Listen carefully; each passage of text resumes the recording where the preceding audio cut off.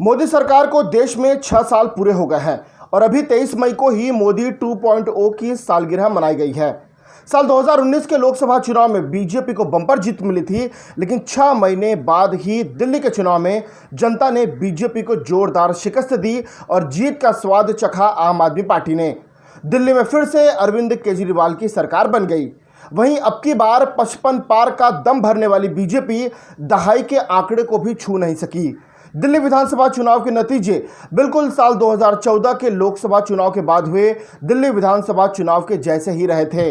तब अरविंद केजरीवाल की पार्टी ने अकेले ही 70 सीटों में से 67 सीटों पर जीत हासिल की थी। दिल्ली में तो बीजेपी की हार हो गई, लेकिन इसी साल होने वाले एक और विधानसभा चुनाव यानी कि बिहार विधानसभा चुनाव के लिए बीजेपी को डर सता रहा है, क्योंकि 2015 में भी बीजेपी को हार ही नसीब हुई थी बिहार में।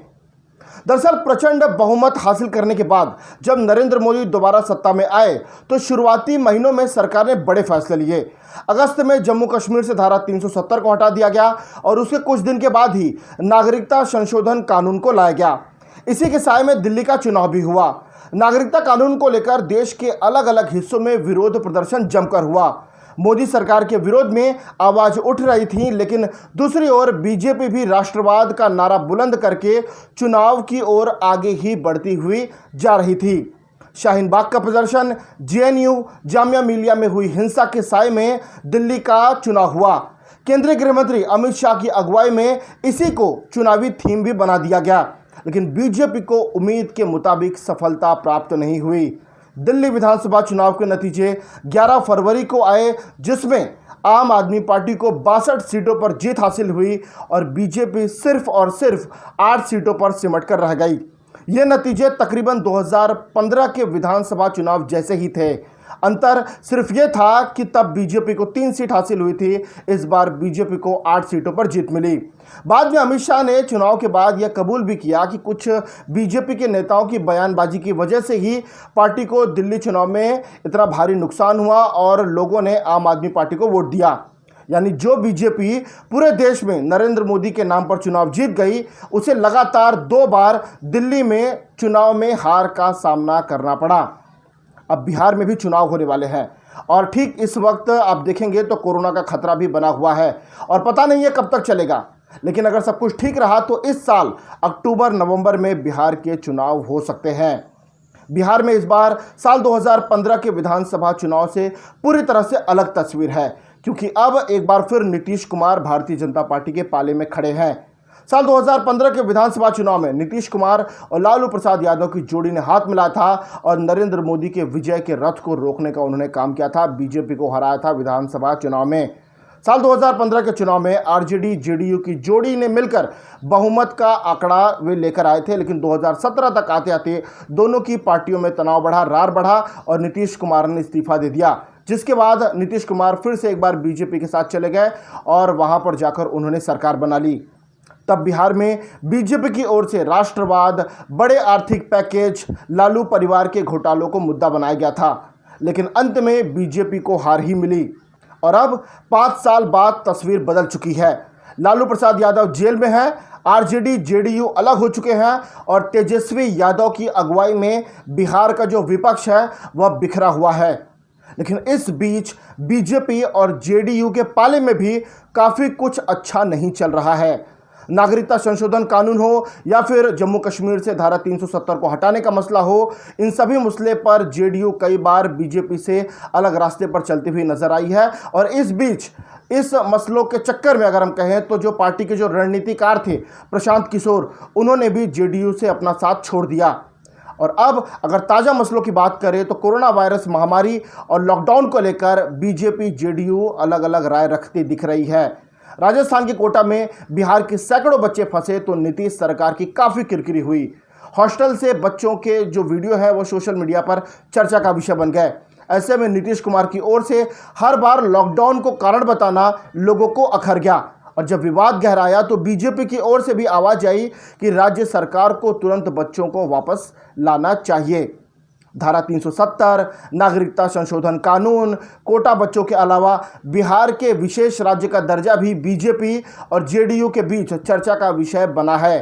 लेकिन इन सब के बीच दोनों पार्टियां अभी भी एक साथ ही बिहार चुनाव में जाती हुई नजर आ रही हैं फिलहाल तक। लेकिन कोरोना संकट को हैंडल करने और प्रवासी मजदूरों के साथ बर्ताव पर नीतीश सरकार की किरकिरी से काफ़ी चुनौती इस वक्त सामने आ चुकी है। और वैसे भी अब की बिहार के विधानसभा चुनाव में कन्हैया कुमार भी एक्टिव रहेंगे, जो मोदी सरकार और उसकी नीतियों के जोरदार आलोचक हैं। जिस तरह से कन्हैया कुमार गरीबी, रोजगार के अलावा अशिक्षा और अपराध के मामलों को उठाते दिखे हैं, यकीनन बिहार के चुनावी गणित को वे प्रभावित कर सकते हैं। भले ही बेगूसराय की लोकसभा सीट से उन्हें हार मिली हो, लेकिन उनकी लोकप्रियता बीजेपी के किसी दूसरे बड़े नेता से कम भी नहीं दिखी। जबकि प्रशांत किशोर के अलग होने और बिहार चुनाव में इंटरेस्ट दिखाने के बाद से बीजेपी जेडीयू सख्ते में आ चुके हैं। और यही वजह है कि बिहार में बाहर की बजाय बिहार में कमाल करने की आजकल बीजेपी और जेडीयू कुछ ज़्यादा ही सोच रहे हैं। और दोस्तों, अभी पिछले साल ही यानी कि 2019 में हुए बिहार के किशनगंज विधानसभा उपचुनाव में असदुद्दीन ओवैसी की पार्टी AIMIM को भी जीत मिली है, जिसके बाद से ही असदुद्दीन ओवैसी बिहार में मौका खोजने में जुट गए हैं। ओवैसी की पार्टी ने 2015 के विधानसभा चुनाव में सीमांचल की 6 सीटों पर अपने उम्मीदवार खड़े किए थे, लेकिन तब उन्हें कोई सफलता नहीं मिली थी। 2019 के लोकसभा चुनाव में भी AIMIM को तीसरे नंबर पर ही संतोष करना पड़ा था, लेकिन किशनगंज के विधानसभा चुनाव में कांग्रेस को तीसरे नंबर पर धकेलकर ओवैसी की पार्टी ने जीत हासिल कर ली है। और अब हुआ यह है कि इस जीत के बाद से ही AIMIM बिहार में पैर पसारने के बारे में सोच रही है। जो प्रदेश अध्यक्ष हैं अख्तरुल इमान, उन्होंने बिहार विधानसभा चुनाव में सभी सीटों पर इलेक्शन लड़ने की घोषणा कर ली है। बहरहाल जो भी हो, बीजेपी के लिए साल 2020 भले ही दिल्ली के चुनावी हार से शुरू हुई हो, लेकिन अंत में बीजेपी की यही कोशिश रहेगी कि बिहार चुनाव में जीत हासिल करके साल का अंत अच्छा किया जाए, क्योंकि 2021 के शुरुआत में ही पश्चिम बंगाल में विधानसभा का चुनाव होना है और जहां पर बीजेपी का सामना होगा ममता बनर्जी से।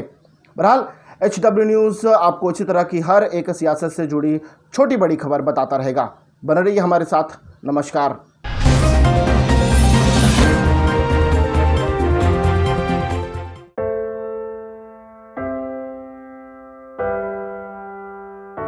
हमारे घरों में भी बच्चे होते हैं जो हमसे प्यार दुलार की आस करते हैं। हमारा भी जीवन साथी है जिसको हमारे ड्यूटी से घर आने का इंतजार होता है। हमारे घर में भी एक बूढ़ी माँ है जिनके लिए आज भी हम ही आंखों के तारे हैं। लेकिन हम हमारे घरों में नहीं हैं। आपकी सुरक्षा में कोई कसर न रहे, इसलिए हम अपने प्रियजनों से दूर हैं। हम में से ही कुछ तो अब इतने दूर जा चुके हैं कि वो वापस अपने घरों को लौट भी नहीं पाएंगे। हमें गर्व है कि हमारे कंधों पे मुंबई शहर के नागरिकों की सुरक्षा की जिम्मेदारी है। हमारे जज्बे और बलिदान को व्यर्थ न जाने दे। इस संकट के समय में आप घर पे रहे, सुरक्षित रहे।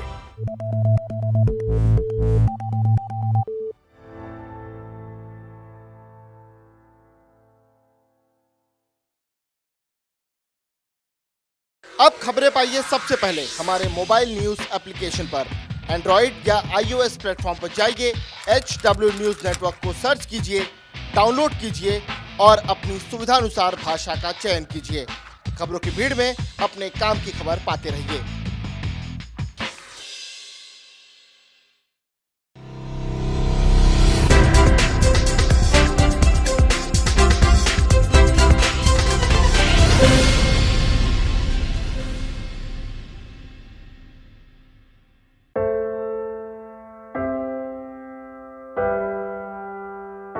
हमारे घरों में भी बच्चे होते हैं जो हमसे प्यार दुलार की आस करते हैं। हमारा भी जीवन साथी है जिसको हमारे ड्यूटी से घर आने का इंतजार होता है। हमारे घर में भी एक बूढ़ी माँ है जिनके लिए आज भी हम ही आंखों के तारे हैं। लेकिन हम हमारे घरों में नहीं हैं। आपकी सुरक्षा में कोई कसर न रहे, इसलिए हम अपने प्रियजनों से दूर हैं। हम में से ही कुछ तो अब इतने दूर जा चुके हैं कि वो वापस अपने घरों को लौट भी नहीं पाएंगे। हमें गर्व है कि हमारे कंधों पे मुंबई शहर के नागरिकों की सुरक्षा की जिम्मेदारी है। हमारे जज्बे और बलिदान को व्यर्थ न जाने दे। इस संकट के समय में आप घर पे रहे, सुरक्षित रहे।